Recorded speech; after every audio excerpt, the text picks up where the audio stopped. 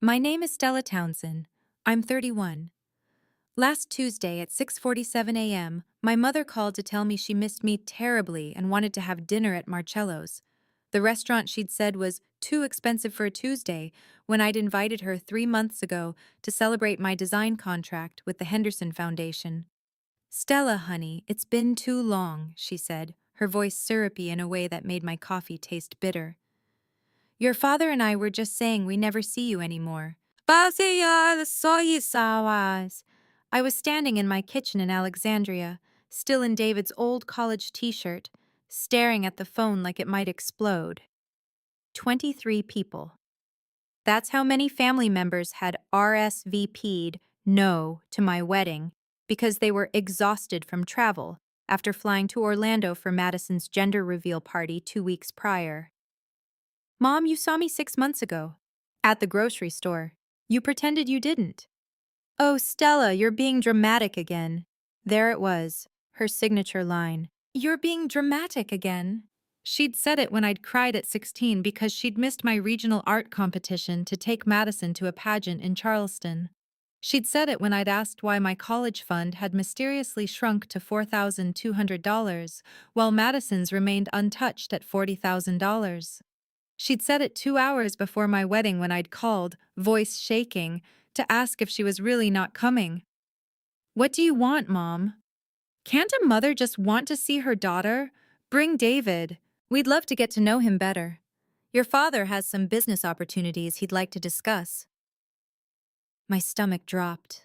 David, my husband of 8 months, who I'd met at a coffee shop in Georgetown where he'd been sitting with a laptop covered in startup stickers, wearing jeans with a hole in the knee.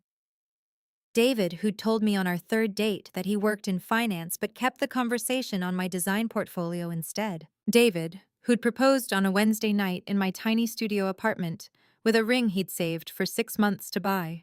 David, who I'd discovered 3 weeks ago, completely by accident when his mother Margaret mentioned it at Sunday brunch, was the CEO of Ashford Capital, managing $2.3 billion in assets. Before I go on, if stories about standing up for yourself mean something to you, please hit like and subscribe and tell me in the comments where you're watching from right now and what time is it there. Mom, I need to go. I have a client call. Stella, don't be dramatic again. Just one dinner. Friday at 7. We'll even pay. The line went dead before I could answer. My hands were shaking so hard I had to set down my coffee mug. Through the kitchen window, I could see the Potomac River catching the morning light, and for just a second, I let myself remember the last time I'd felt truly wanted by my family.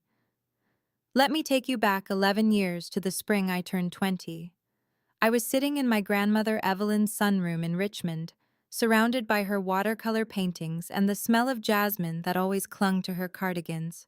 She'd called me there specifically, asked me to come alone. Stella Bird, she said, using the nickname she'd given me when I was 6 and obsessed with drawing sparrows. I need you to listen carefully. Her hands were shaking, Parkinson's, though she refused to admit it, as she handed me a sketchbook. Inside were 12 designs I'd drawn as a teenager, album covers, brand logos, book jackets. She'd kept every single one. You have a gift, she said. Not just talent, a gift. Your mother doesn't see it because she's too busy polishing Madison's crown. But I see it, and I need you to promise me something. Anything, Grandma. Promise me you'll never let anyone convince you that your art is a hobby. Promise me you'll build something real with it, something that's yours. I'd promised. 6 months later, she was gone. Massive stroke at the farmer's market. Died before the ambulance arrived.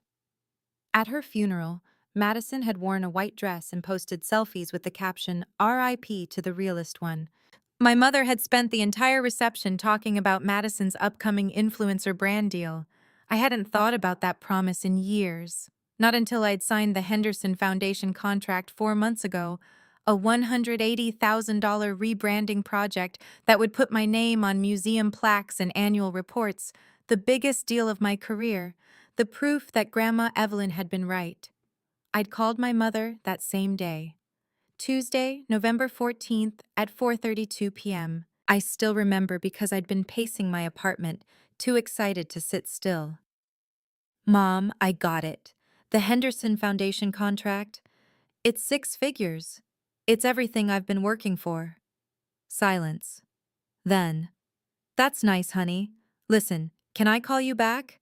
Madison's photographer is here for her maternity shoot. She never called back. But now, 3 weeks after David's secret had slipped out at brunch, after Margaret had casually mentioned David's board meeting, and I'd Googled Ashford Capital in the bathroom and nearly fainted. Now my phone wouldn't stop ringing. My father wanted to grab lunch and talk about investment opportunities. Madison had texted 5 times about reconnecting as sisters. Brett, Madison's husband, had actually shown up at my apartment building last Thursday with a folder full of documents about some condo development project in Arlington. I hadn't answered any of them, not until my mother's call this morning. David found me still standing in the kitchen 20 minutes later, coffee gone cold, staring at nothing. "Stella, you okay?" I turned. He was in his running clothes, hair damp with sweat, looking exactly like the guy I'd fallen in love with. Not like someone who could buy my parents' house 17 times over. "My mom wants to have dinner. With you. My dad wants to discuss business opportunities." His jaw tightened. "How long have they been calling?" 3 weeks, since your mom mentioned Ashford." He crossed the kitchen, took my hands. "What do you want to do?" That was the thing about David. He never told me what to do. He'd never once said "I told you so" when I'd sobbed the night after our wedding, sitting on our bathroom floor, looking at the photos my cousin Emma had sent. Madison's gender reveal in Orlando with its $40,000 budget, fireworks spelling out "It's a girl" in pink smoke. Family members I hadn't seen in years, all crammed into the frame, smiling. 23 of those people had checked "regretfully decline" on our wedding RSVP cards. The wedding that had been 2 hours away in Charlottesville. The wedding where my side had 15 guests total, while David's had 70. "I don't know," I whispered. But I was lying. I knew exactly what I wanted. I wanted to walk into that restaurant and watch them pretend they'd always supported me. I wanted to see how far they'd go. I wanted to know if my mother could look me in the eye and act like she hadn't told my Aunt Carol that my wedding was a little thing not worth giving up a Saturday. I wanted proof that I wasn't dramatic, that I wasn't imagining it, that it had all been real. "Tell her yes," I said. "Friday at 7, Marcello's." David studied my face for a long moment. "You're sure?" "No, but I'm doing it anyway." The next 3 days crawled by like molasses. I worked on the Henderson Foundation project, finalizing the logo animations, prepping the brand guidelines, but my mind kept drifting to Friday, to what I'd wear, to what I'd say, to whether I'd finally hear an apology. On Thursday afternoon, I was in my home office reviewing mock-ups when my phone buzzed. "Madison. Stella. OMG, I heard Mom invited you to dinner tomorrow. I'm so excited to see you. Can I bring the baby? She's 3 months now and so adorable. Mom said you haven't even met her yet." 3 exclamation points. Always 3. Madison's signature. I typed back, "Sure." Another buzz, immediate. BTW. "Brett mentioned he stopped by last week. Did you get his proposal? It's such a good investment opportunity. David would love it." My teeth clenched so hard my jaw ached. I didn't respond. Friday came. I stood in front of my closet for 20 minutes, pulling out dresses and putting them back. Finally, I chose something simple. Black sheath dress, pearl earrings David had given me for our 6-month anniversary, nude heels. I looked successful, polished, like someone who'd earned a 6-figure contract on her own merits.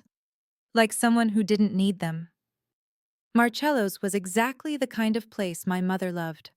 White tablecloths, chandeliers, waiters in bow ties.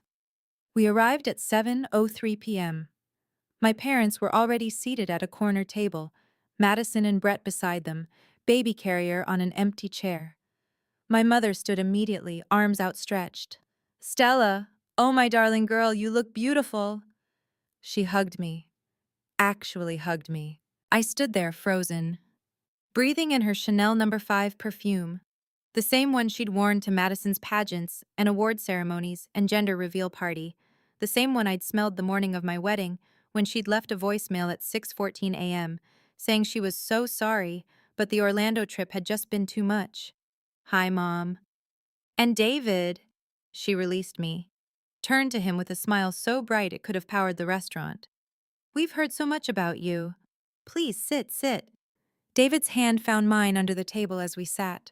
His thumb traced small circles on my palm, our signal. "I'm here. You're safe." My father extended his hand across the table. "David, Richard Townsend, pleasure to finally meet you properly." "Likewise, sir. Please, call me Richard. We're family." Family. The word hung in the air like smoke. Madison leaned over, baby on her hip. "Stella, meet Ivy Grace. Isn't she perfect?" The baby was tiny, pink-cheeked, wearing a headband with a bow bigger than her head. She was objectively cute. I felt nothing. "She's beautiful," I said, "because that's what you say." "I know, right? She's already got 50,000 followers on Instagram. My momfluencer brand is really taking off." Madison settled back into her seat, adjusting Ivy's blanket. "But enough about me. Tell us everything. How's the design stuff going?" Design stuff. Like it was a hobby. Like I hadn't spent 11 years building a portfolio, networking, working 16-hour days to land clients. "It's going well. I just signed a major contract with the Henderson Foundation." "Oh, that's wonderful," my mother chirped. "See? We always knew you'd find your way. We're so proud of you, honey." My hands tightened around my water glass. David's thumb pressed harder against my palm. "Really? Because when I called to tell you about the contract in November, you said that's nice," and hung up to do Madison's photo shoot. The table went silent. My mother's smile didn't falter. "Stella, don't be dramatic again. I was busy that day. You know how hectic things get with Madison's schedule." "Right. Hectic." I took a sip of water. My throat was desert dry. Like how hectic everyone was after Orlando. Too exhausted to drive 2 hours to Charlottesville. "Stella," my father's voice, low, warning. "We're here to have a nice dinner. Can we not rehash the past?" "I'm not rehashing. I'm just remembering." Brett cleared his throat. "Actually, since we're all together, I wanted to run something by you and David. I've got this incredible development opportunity in Arlington. Luxury condos, prime location, projected ROI of 35% over 3 years. "Brett," David said quietly, "not tonight." "I totally understand, man, but if you just look at the numbers..." He was pulling out his phone, swiping to some kind of presentation. "Brett." David's voice didn't rise, but something in his tone made Brett freeze. "I said not tonight." My mother jumped in, bright voice papering over the tension. "So, David, we've been dying to ask, what exactly do you do?" Stella's been so mysterious about it. "I work in finance," David said. "Oh, how interesting. What kind of finance?" "Asset management." "And what firm are you with?" "Ashford Capital." I watched my mother's face, watched the exact moment recognition clicked. Her eyes widened fractionally. She reached for her wineglass, took a long sip. "Ashford Capital," my father repeated slowly. "The Ashford Capital?" "Yes, sir." "And what's your position there?" "I'm the CEO." The silence was deafening. Madison's mouth fell open. Brett's phone clattered onto his plate. My mother set down her wineglass with a hand that shook just slightly. "CEO," my father said, "of Ashford Capital, which manages $2.3 billion in assets. Yes, sir." I watched them recalculate me in real time. Watched my value increase by billions in their eyes. Watched my mother's expression transform from polite interest to something sharp and hungry. "Well," she said finally, voice higher than normal. "Well, that's..." "Stella, why didn't you tell us?" "Tell you what?" "That David was so... successful." "You never asked. You were too busy asking about Madison's follower count." "Stella." There it was again. "Don't be dramatic again. We're trying to celebrate with you. Celebrate what exactly? My wedding you didn't come to? My foundation contract you couldn't remember? Which celebration did you have in mind? My mother's eyes filled with tears, actual tears. I'd seen her do this 1,000 times, the quivering lip, the wounded look, the way she pressed her hand to her chest. I try so hard, she whispered. I try so hard, my father said softly, putting his hand over hers. Then he turned to me. His voice dropped low, final. Apologize to your mother. Now. I looked at him. At this man who'd missed my college graduation to take Madison to an influencer conference in Miami. Who'd told me at 23 that graphic design was a nice hobby, but you'll need a real career eventually. Who'd stood in our driveway 8 months ago and told me he couldn't make the wedding because it's just too much driving after Orlando, sweetheart, you understand. Something hardened inside my chest. Something that had been cracking for years finally broke clean through. No, I said. My father blinked. Excuse me? I said no. I'm not apologizing. Not this time. Stella, we're leaving. I stood up. David stood with me immediately, his hand on my lower back. Thank you for the dinner invitation. I hope you enjoy your meal. Stella Townsend, you sit down right now. My mother's tears were gone. Her voice was ice. Or what? You'll miss another milestone? Pretend not to see me at the grocery store? Tell Aunt Carol my next achievement is too small to bother with? How dare you? How dare I? I laughed. It sounded broken even to my own ears. I flew to Orlando. Did you know that? For Madison's gender reveal. I took 3 days off work, spent $1,100 on flights and hotel, brought a $300 gift, watched you spend $40,000 on fireworks and a party planner and a dessert table shaped like a stork. I took 400 photos of you all looking happy. And 2 weeks later, 23 of you couldn't drive 2 hours to watch me get married. That was different, Madison said, voice small. That was Ivy's. I don't care, I cut her off. I genuinely don't care anymore. You want to know why I didn't tell you about David? Because I wanted one person in my life to want me for me. Not for what I could do for them, not for who I could introduce them to. Just me. I pulled David toward the exit. Behind us, Brett was calling out about his development project, how David just needed to see the numbers, how it was a sure thing.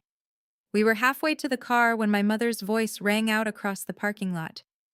You're being dramatic again, Stella. You always do this. I didn't turn around. David opened my car door. I slid in. My whole body was shaking. You okay? He asked, starting the engine. No, but I will be. We drove home in silence. David held my hand the entire way. 3 days later, Brett's proposal showed up in our mailbox. Actual physical mail. 100-page prospectus for Keller Arlington luxury residences. David flipped through it for maybe 90 seconds. This is a disaster, he said quietly. Overvalued collateral, missing performance bonds, at least $340,000 in undocumented expenses. This would never pass our due diligence. What happens if he can't find investors? The project dies, he loses everything he's put in, which based on these numbers is substantial. I should have felt vindicated. I felt nothing at all. The calls intensified after that. My mother, twice a day, Madison every morning. My father left voicemails about family and not letting money come between us. Brett sent texts with subject lines like, urgent, time-sensitive opportunity. I blocked them all. Every single number. It felt like cutting off a limb, painful and necessary and irreversible. Work became my sanctuary. The Henderson Foundation project was everything I'd dreamed of. I spent my days designing educational materials that would reach 50,000 students. I built a portfolio website that got featured in Design Week magazine. I started getting inquiries from other nonprofits and foundations. I was building something real, something that was mine. One afternoon in late March, I was at my desk reviewing the final Henderson logo when David knocked on my office door. He was in a suit, unusual for a Thursday. What's the occasion? I asked. Henderson Foundation Gala. Next Saturday. I'm receiving their Leadership in Philanthropy Award. I stared at him. Your what?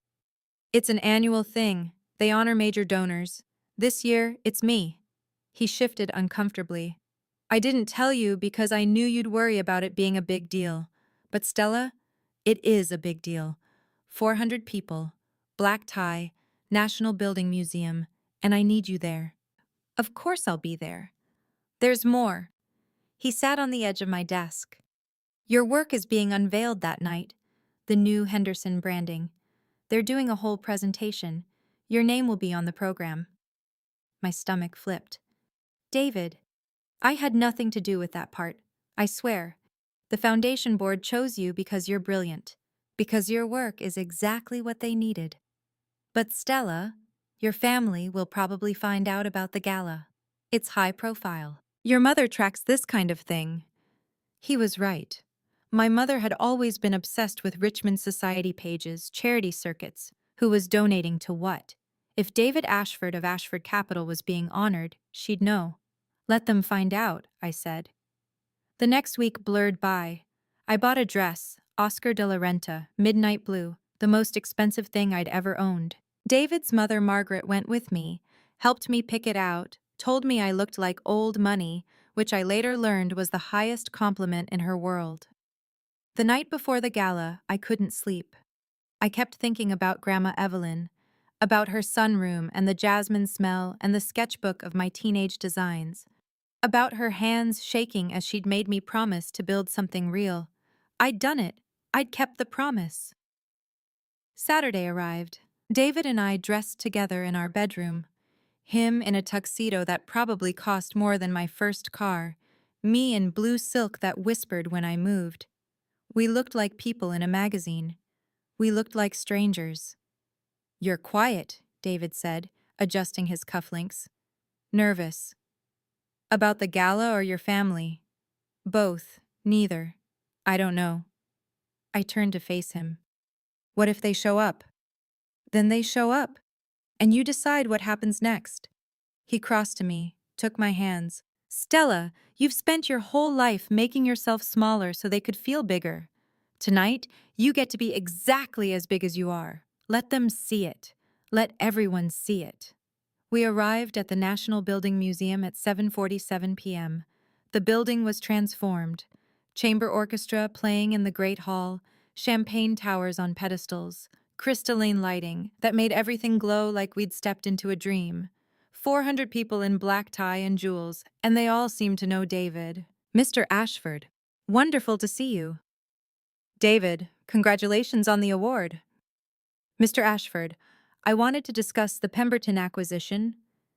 He navigated it all with ease, his hand never leaving my lower back, introducing me to everyone as my wife, Stella Townsend Ashford, the designer behind Henderson's new brand identity.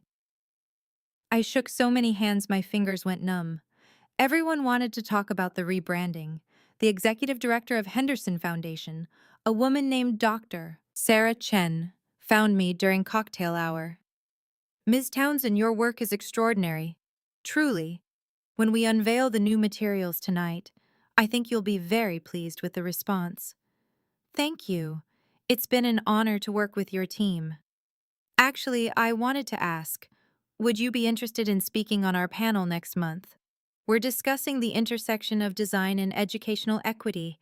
Your perspective would be invaluable. I'd love that, she smiled. Excellent. I'll have my assistant send details.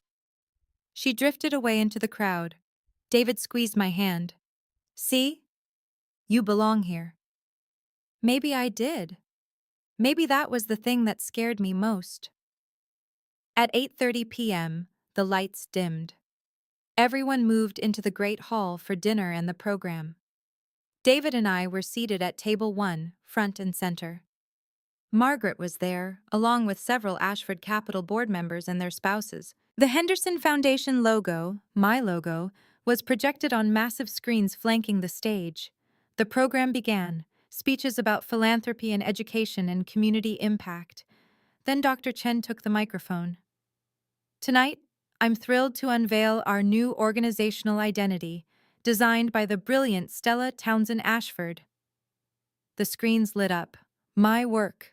12 months of design and revision and late nights, now on display for 400 people. The new logo, the typography system, the color palette, the branded materials. It looked perfect. It looked like everything I'd imagined. The room erupted in applause.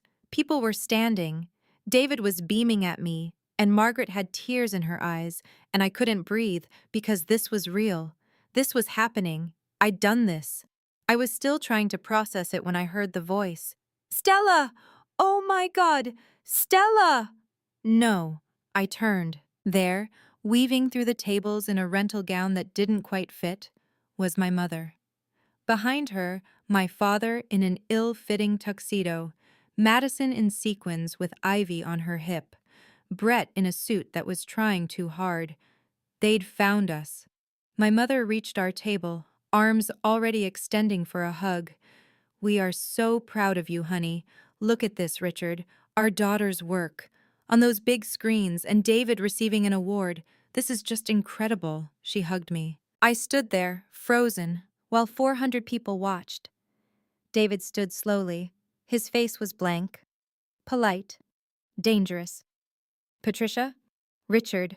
What a surprise. We couldn't miss this, my father boomed. Our son-in-law being honored. Our daughter's big moment. This is a family celebration. Family. That word again.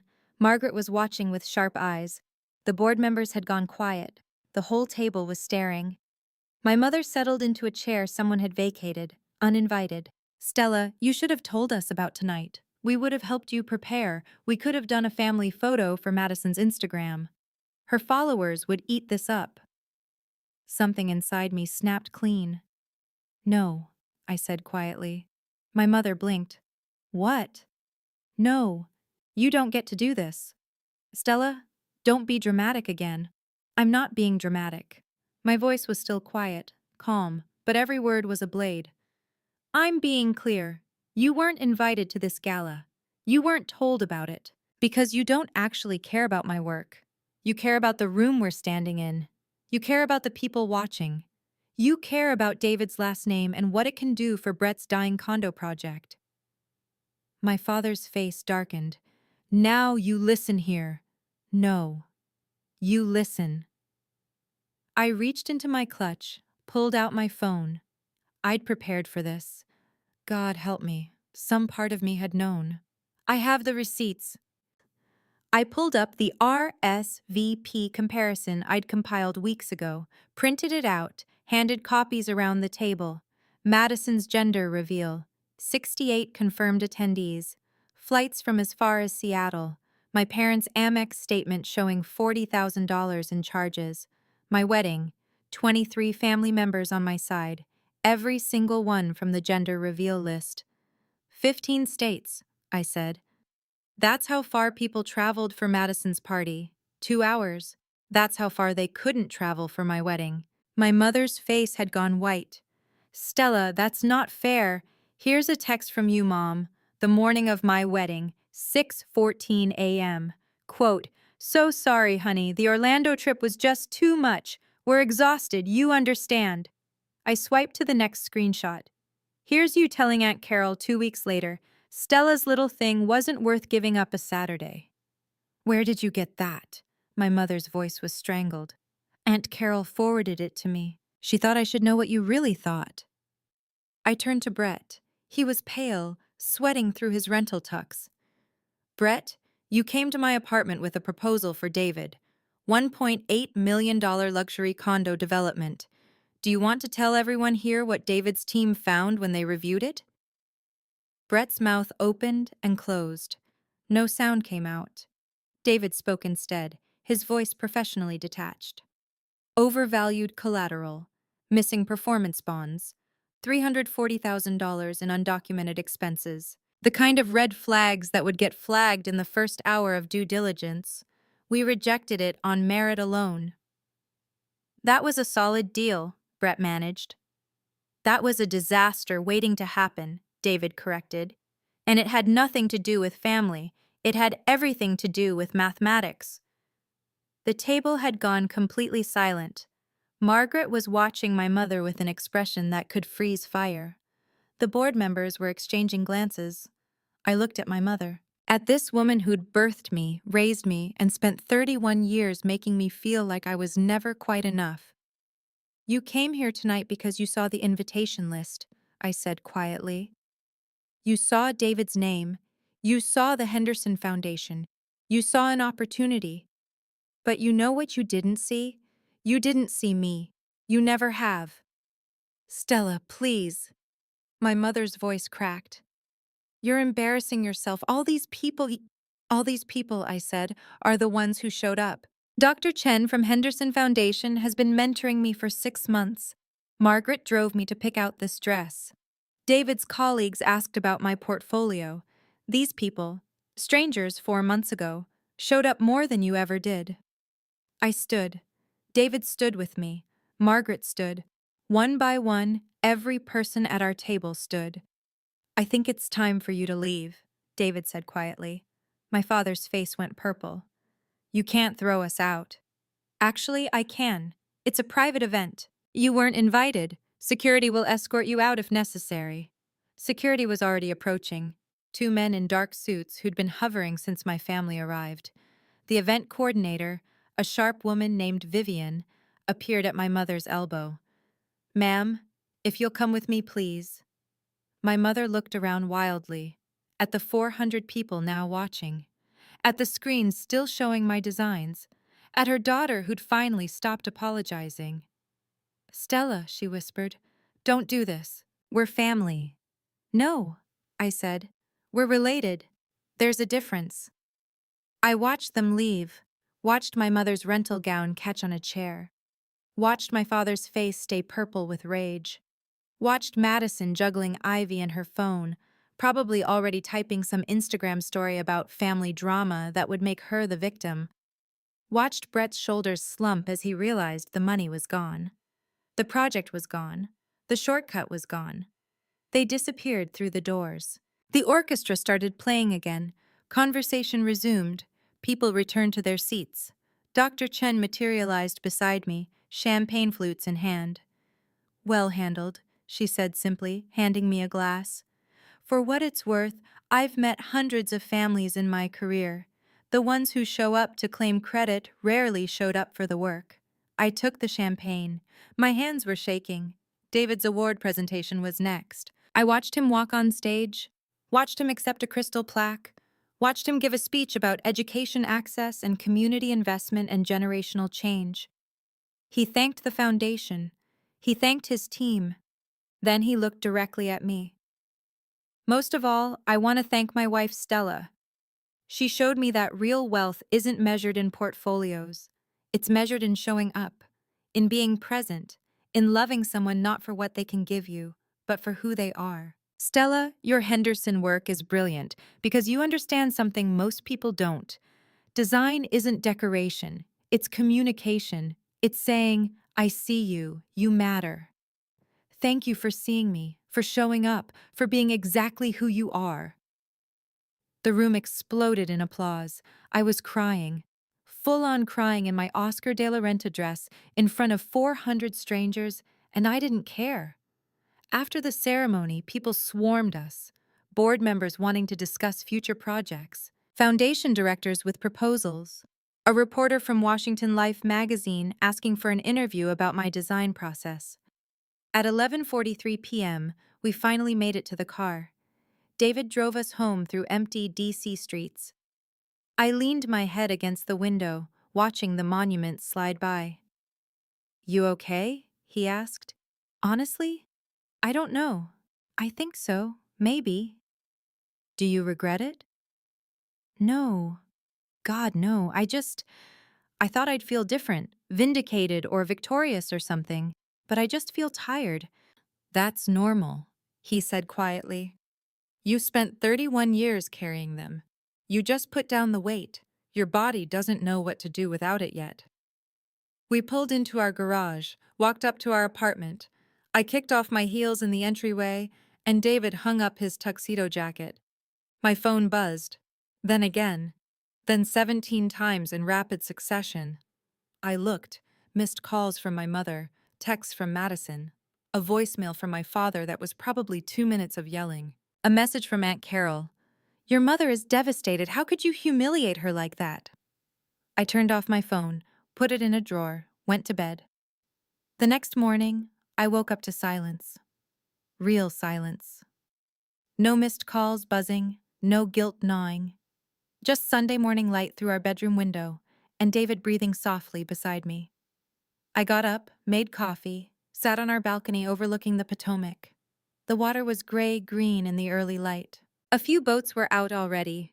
Rowers from Georgetown probably doing their morning training. My laptop was still on the kitchen counter. I opened it, checked my email. 3 new project inquiries.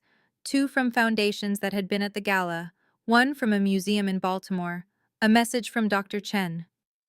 Stella, the board was so impressed with last night's presentation. We'd like to discuss expanding the scope of your contract to include our annual report and donor materials. Are you available Tuesday to discuss? I was building something. It was working. Over the next 3 months, the calls from my family slowed and eventually stopped. I didn't block them. I just didn't answer. They learned. I heard through Aunt Carol, who'd apparently switched sides after witnessing the gala spectacle secondhand through Madison's Instagram disaster, that Brett's condo project had collapsed completely. He'd lost $400,000 of his own money. My mother's boutique was struggling. Turned out Madison's influencer traffic didn't convert to actual sales. My father had retired early, which was code for asked to leave at his firm. I felt nothing. Not satisfaction, not pity, nothing. I was too busy building. The Henderson contract expanded. The museum project came through. I hired my first employee, a recent design school graduate named Joy, who reminded me of myself at 22, hungry and talented and terrified. She wasn't good enough. You're good enough, I told her during her first week. Trust me, I can see it. 6 months after the gala, David and I were having breakfast when the doorbell rang. I answered it to find a delivery driver with a small package addressed to me. Inside was a letter. No return address. I recognized my Aunt Carol's handwriting. Stella, I thought you should have this. I found it in your grandmother Evelyn's things when we were clearing out the storage unit. She must have written it before she died. I'm sorry it took this long to reach you. Carol. Inside the envelope was another envelope, this one addressed in Grandma Evelyn's shaky handwriting. To my Stella bird. To be opened when you need it most. I sat down at the kitchen table. David hovered nearby, coffee in hand. I opened it. My dearest Stella bird, if you're reading this, then I'm gone. And Patricia is already doing exactly what I knew she would do. She's making you feel small, making you doubt yourself, telling you that your art is a hobby, that Madison's path is the real path, that you're being dramatic when you ask for the bare minimum of respect. I'm sorry I couldn't protect you from this while I was alive. I tried. I had so many conversations with your mother about favoritism, about how she was damaging you both by treating Madison like a prize and you like an afterthought. She wouldn't listen. She never could see past Madison's shine to notice your light.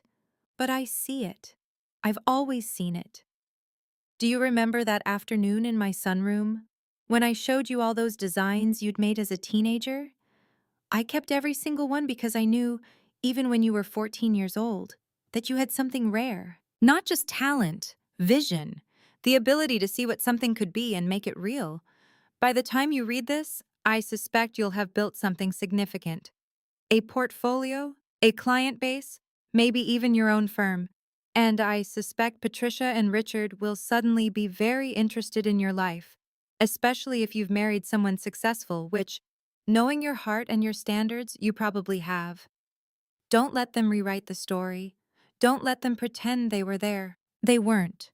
They chose Madison's spotlight over your quiet brilliance every single time. That was their choice, their loss. You don't owe them access to your success. You don't owe them forgiveness. You don't owe them anything except the truth.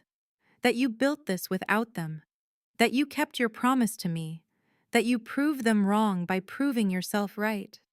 I wish I could be there to see it, to watch you walk into rooms full of powerful people and hold your own, to see your name on beautiful things, to watch you choose someone who sees you the way I do, for exactly who you are, not who they need you to be.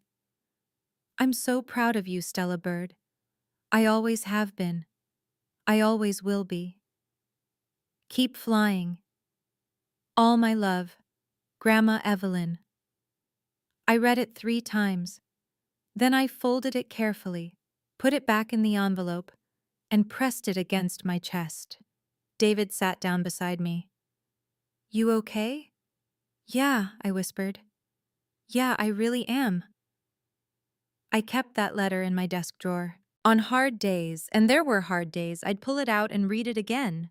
Reminder that someone had seen me, had believed in me, had prepared me for exactly this. 1 year after the gala, David and I hosted Thanksgiving. Not a big thing, just Margaret, David's sister Claire and her family, Joy and her girlfriend, Dr. Chen from Henderson Foundation, and Aunt Carol, who'd quietly become someone I could trust. We set the table in our dining room, the one overlooking the river. I'd designed the place cards myself, nothing fancy, just clean typography and a small illustration of a bird on each one. As we sat down to eat, Margaret raised her glass.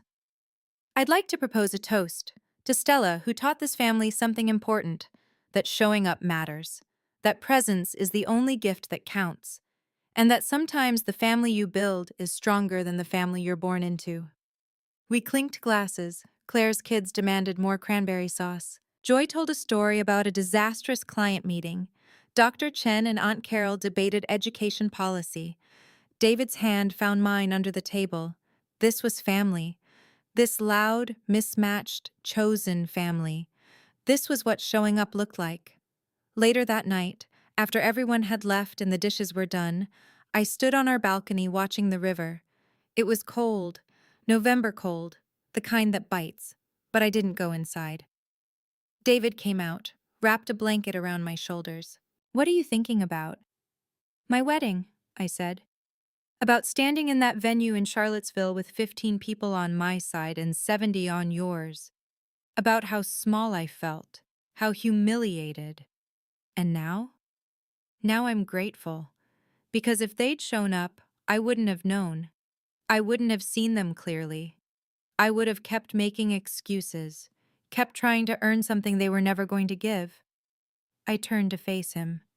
They did me a favor, in the most painful way possible. They showed me exactly who they were, and I finally believed them. The river kept flowing, the city kept glowing. Somewhere in Richmond, my mother was probably scrolling through Madison's Instagram, planning the next performance. Somewhere in Arlington, Brett was probably still looking for investors to bail out his sinking ship.